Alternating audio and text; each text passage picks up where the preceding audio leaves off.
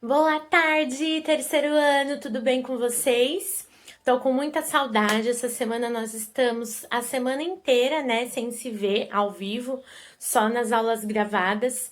Hoje seria um dia que nós teríamos aula ao vivo, né, às 3h50, porém a Pro tá com um probleminha aí essa semana e por esse motivo a nossa aula vai ser gravada. Mas na segunda-feira nós nos vemos ao vivo, tá bom? A propósito, na segunda-feira a gente tem atividade sobre o livro, mas eu vou deixar a atividade sobre o livro a semana inteira aberta, tá bom? Porque aí vocês podem fazer no momento mais tranquilo para vocês e aí nós não perdemos a nossa aula ao vivo de segunda-feira, tá bom? Para matar a saudade, para começar a apostila 3 de português e voltarmos aí com força total. Bom, hoje a nossa aula vai ser de geografia, tá? Cumprindo o nosso horário. E nós vamos continuar o assunto que nós iniciamos na última aula, que foi sobre a interdependência, né, entre o campo e a cidade. Então, na última aula, eu expliquei o que seria essa interdependência. É quando um depende do outro, tá? Então, o campo depende da cidade e a cidade também depende do campo, tá? Até o momento, nós estávamos vendo, né, sobre os produtos que são produzidos lá no campo e que nós compramos na cidade, no mercado, na feira, né? Mas agora nós vamos ver que o inverso também acontece, que tem produtos que são produzidos na cidade e aí são levados para o consumo no campo, tá bom? Então, nós vamos começar aqui, ó, na página 123, tá? Para ver sobre essa interdependência entre o campo e a cidade. O que fala aí na nossa página 123, gente? Fala justamente o que eu acabei de explicar, tá? O que é uma interdependência? Nesse caso, nós estamos falando do campo dependendo da cidade e da cidade dependendo do campo. A verdade é que essas duas zonas, né, zona rural e zona urbana, elas se ajudam, elas se completam, tá? Bom, então, como nós já vimos, a zona rural fornece alimentos e a matéria-prima, né, para produtos que são fabricados na cidade. Então, assim, os alimentos, maçã, laranja, alface, feijão, as carnes, né, nós consumimos da forma que eles são produzidos, tá? Mas eles também podem ser utilizados como matéria-prima para fazer outros produtos. Então, aqui na nossa apostila nós vamos chegar lá, nós já vamos chegar lá, fala da matéria-prima, por exemplo, o couro, tá? O couro vai para a cidade para se transformar em outros produtos. Então, o couro é a matéria-prima que se transforma em outros produtos, né? Como sapatos, bolsas, carteiras, tá bom? Como nós vamos ver aqui. Olha só. Aqui dá direitinho um exemplo, né, de produto que simboliza essa interdependência entre o campo e a cidade. Então, o couro, o que acontece? O gado, né, nesse caso é o gado, é criado lá na zona rural e depois que ele é abatido, né, as pessoas, os trabalhadores extraem o couro, né, a pele daquele animal. Aí, o couro, gente, vai para um lugar que se chama cortume, tá? O cortume, geralmente, já fica na zona urbana. Então, lá ele é limpo, preparado, né? Esse couro, para se transformar em produtos, ó, como sapato, por exemplo. Aonde fica a fábrica de sapatos? Fica também na zona urbana, na cidade. A mesma coisa, ó, depois que o sapato tá pronto, ele vai para as lojas. Onde ficam essas lojas? Também ficam na cidade, tá? Então, esse produto, né, no caso do couro, o processo de produção dele começa na zona rural, mas termina lá na zona urbana, tá? E esse sapato, né, na hora que ele vai ser comprado, ele pode ser comprado por pessoas que moram na cidade, né, que vão usar o sapato na cidade, mas também podem ser comprados por pessoas que moram no campo, na roça, vão até a cidade, compram esse produto, no caso sapato, para usar lá onde eles moram. Então, esse caso do couro mostra direitinho essa interdependência. O couro começa sendo produzido na zona rural, tá? Os produtos feitos do couro são produzidos na zona urbana. Quem é da zona urbana compra, mas quem é da zona rural também compra. Então, percebem como são coisas que se completam, processos que se completam entre a zona rural e a zona urbana, tá bom? E aí, isso também acontece, gente, por exemplo, com ferramentas, os próprios tratores, arados, tudo que é usado na produção agrícola, né, na agricultura, isso tudo é fabricado nas grandes cidades, vendido na cidade e aí é levado para o campo para ajudar naquelas plantações todas que nós vimos, tá bom? Aí nós vamos chegar na atividade 3, que eu vou explicar agora direitinho o que vocês vão fazer, tá?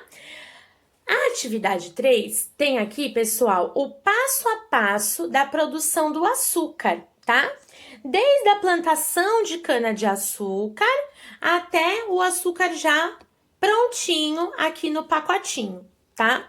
Então, a plantação começa onde? Lá na zona rural, né? Onde é praticada a agricultura.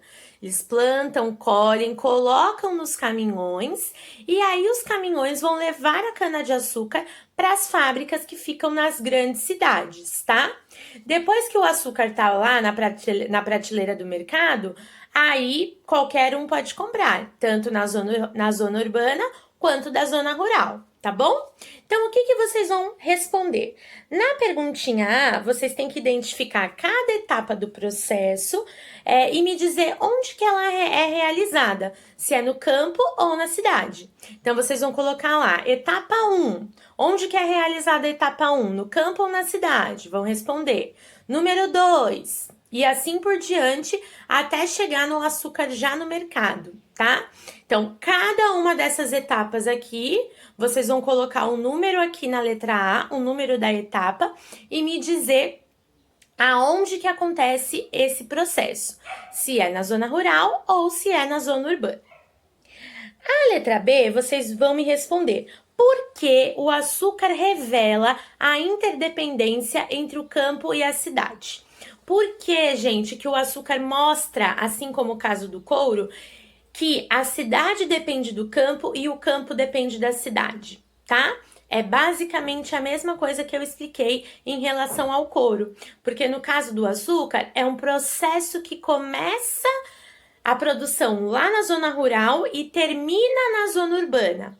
Mas o produto pronto, finalizado, né, que no caso é o açúcar, pode ser consumido tanto por alguém na zona urbana quanto na zona rural. Então, também no caso do açúcar, são processos que se completam, mostrando como a zona rural ajuda a zona urbana e a zona urbana ajuda a zona rural, tá? Aí, vocês vão na página 126, vocês vão me dar outros exemplos, tá? Que mostrem essa interdependência entre o campo e a cidade. Então, na letra A, eu quero que vocês me deem 2 exemplos de produtos que saem da zona rural e vão para a zona urbana, saem do campo e vão para a cidade. E na letra B, 2 produtos que saem da cidade e vão para o campo, da zona urbana para a zona rural, tá bom? Se vocês não conseguirem pensar em nada sozinhos, peçam ajuda para a família de vocês, pesquisem, vocês podem pesquisar na internet, tá bom? E me colocar essa resposta bonitinha. Aí vem a tarefa oficial de casa, tá? Eu vou pegar aqui minha caneta para circular. O que vocês vão fazer? Vai ser o exercício 1, tá? A letra A e a letra B, tá? O 2 vocês não vão fazer. Então, o que vocês vão fazer? Vocês vão pegar uma folha de sulfite ou uma folha de caderno e vão fazer um desenho, tá? Sobre a zona rural, um desenho que mostre como que é a zona rural. Ah, Pro, mas eu não sei, eu nunca fui na zona rural. Vocês vão voltar na página 119 e 120, tá? Vão reler o texto. E aí, ó, vocês se lembram da última aula ao vivo, que eu passei o vídeo de uma canção, né? Que mostra várias imagens do campo? Vocês vão se basear nisso, tá? Como que é o campo? Lembra que a gente viu o galo cantando, o sol raiando, aquela mesa com café? Tudo isso faz parte da zona rural. Quem quiser desenhar mais animais, vaca, cavalo, porco, plantação, tudo isso faz parte da zona rural. Vocês vão fazer o desenho de vocês. Me mandem uma foto, porque eu vou dar um pontinho para essa atividade como nota para complementar a nota de trabalho, tá bom? E aí, depois que vocês fizerem esse desenho, aqui na própria apostila, na letra B, vocês vão escrever 3 diferenças que vocês acham, tá? Entre a paisagem da zona urbana, que é a cidade, e a paisagem da zona rural, que é o campo. Existem várias diferenças, né? Vocês vão escolher 3 e escrever bonitinho aqui na apostila, na letra B, tá bom? E aí, nós vamos já entrar no nosso bloco 14, tá bom? Eu vou explicar algumas coisas, vou propor uma atividade e aí na próxima aula nós vamos continuar esse assunto. Então, aqui, problemas do campo no Brasil, tá? Quando nós estudamos sobre a zona urbana, nós vimos os problemas das cidades brasileiras, lembram? Nós vimos que alguns problemas são relacionados ao lixo, né? Nós vimos também a questão do trânsito, vimos a questão da falta de transporte público para atender a demanda de pessoas que nós temos no Brasil, né? A quantidade de pessoas. E o campo, gente, embora, né, seja um lugar mais tranquilo, né, um lugar mais, uma paz, né, como nós vimos na imagem lá do nosso vídeo na última aula, o vídeo da música que mostra a vida no campo, também existem problemas, tá bom? E nós vamos conhecer um pouquinho sobre esses problemas agora. Aqui, ó, para simbolizar o estudo desses problemas, tem uma imagem que mostra a pulverização em tomateiros, tá? É uma plantação de tomate, então, e ela está sendo pulverizada. O que que é isso? O trabalhador aqui, ó, do campo, ele está pulverizando, né, borrifando, espirrando um produto químico na plantação de tomates, para afastar o que nós chamamos de pragas. Nós vimos as pragas urbanas, vocês se lembram? Rato, barata, mosca. Lá na zona rural também tem pragas e elas atacam o quê? As plantações, tá bom? Então eu vou mostrar aqui para vocês, ó, alguns exemplos de pragas das plantações. Essa daqui é a lagarta da broca da cana, tá? Então, aqui tem direitinho uma cana de açúcar, tá? Um pedacinho de cana de açúcar. Essa lagarta, ela entra naquela cana de açúcar e faz um estrago, tá? Na plantação. Então, imagina uma plantação de cana de açúcar sendo atacada por uma praga como essa. Não vai dar para aproveitar aquela cana de açúcar, infelizmente, né? Aqui também mostra o exemplo da mosca branca atacando uma plantação de feijão. Então, gente, diante de tudo isso, o que acontece, né? Se aquela plantação é atacada, aquele alimento fica danificado, ele não pode ser consumido. Então, o homem criou uma estratégia, né, para se defender dessas pragas.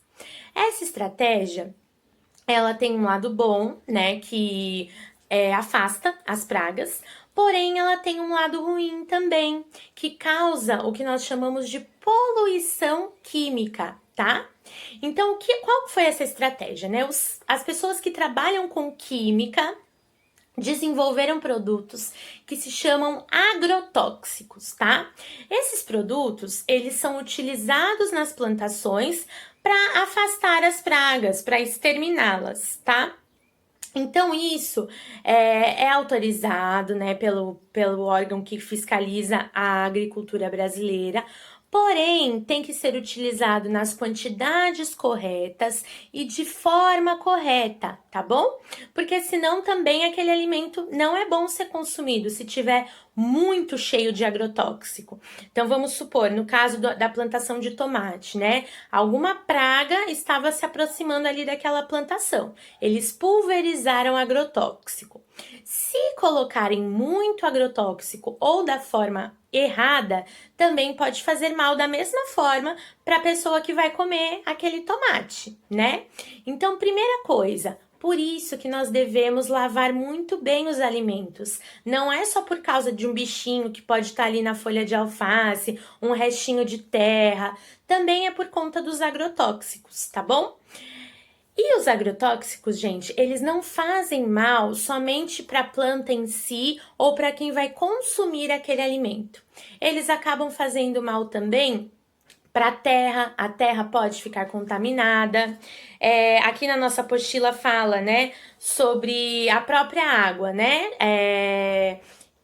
A água, né, tanto a água que fica lá embaixo da terra, como nós já vimos, né, nos lençóis freáticos, como se chover naquela plantação e aquele agrotóxico for levado para rios e lagos, também pode poluir a água dessa maneira, tá bom? Então, por isso que esses produtos podem sim ser utilizados para ajudar o homem nas plantações, né, combater essas pragas, mas tem que ser usados na quantidade certa e da forma certa. Por isso, tem pessoas que estudam somente sobre isso, tá bom, gente? E aí, aqui na nossa apostila, tem aqui no quadrinho da página 128 uma curiosidade, né? Você sabia? E fala sobre o controle biológico. O que é o controle biológico, gente? É uma forma natural da gente afastar essas pragas urbanas, tá? Porque na natureza existe uma coisa que se chama cadeia alimentar, tá? Tem um predador que se alimenta daquela presa, né? Um animal se alimenta de um outro animal.